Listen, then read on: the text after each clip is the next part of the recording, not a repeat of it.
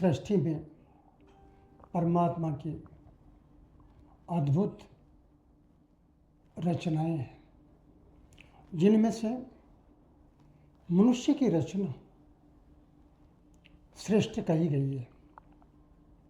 और इस मनुष्य जीवन में, इस जन्म में मनुष्य के जितने भी रिश्ते हैं, उन रिश्तों में जो स्त्रीवाचक शब्द है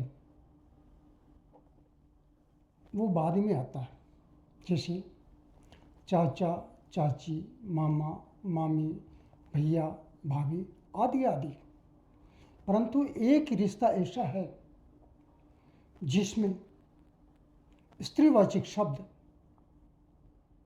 पहले आता है। वो केवल और केवल एकमात्र ऐसा शब्द है जो पूरे ब्रह्मांड को आह्लादित करता है। वो शब्द है माता पिता।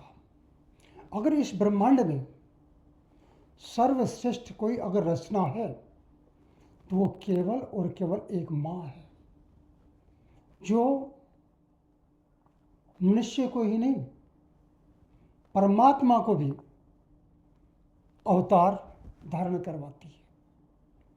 संसार में ऋषि मुनि, संत महात्मा, भक्त, वीर, महावीर, दानी आदि आदि सभी इस माँ की गोद से ही होकर के आते हैं।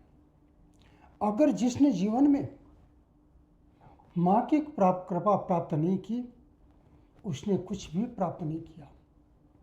उसके पास सब कुछ होते हुए भी वो इस सृष्टि का सबसे गरीब इंसान है, जिसके पास माँ नहीं है या माँ की कृपा, माँ की दुआ नहीं है। इसीलिए जीवन में अपने जीवन को अगर संभालना है तो एकमात्र माँ के चरणों में, अगर संसार में प्रत्यक्ष कोई देवी है तो एकमात्र माँ है। माँ शब्द बहुत मधुर है, बहुत मीठा है। इस माँ को उच्चारण जितना करोगे आप, उतना ही ये आपके रोम रोम में अमृत भरने वाला है।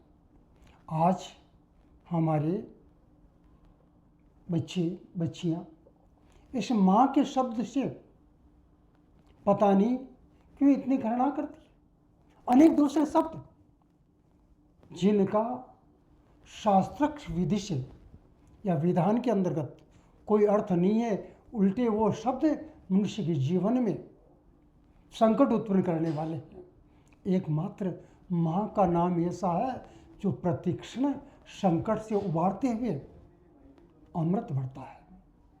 इसीलिए एकमात्र देवी माँ है, एकमात्र देवी माँ है। उस माँ के चरणों में कोटि कोटि वंदन। हमेशा माँ की आज्ञा का पालन करते हुए माँ का आशीर्वाद लीजिए, आप जीवन सार्थक होगा, हर कार्य में सफलता प्राप्त होगी। जय जय माँ, जय जय माँ।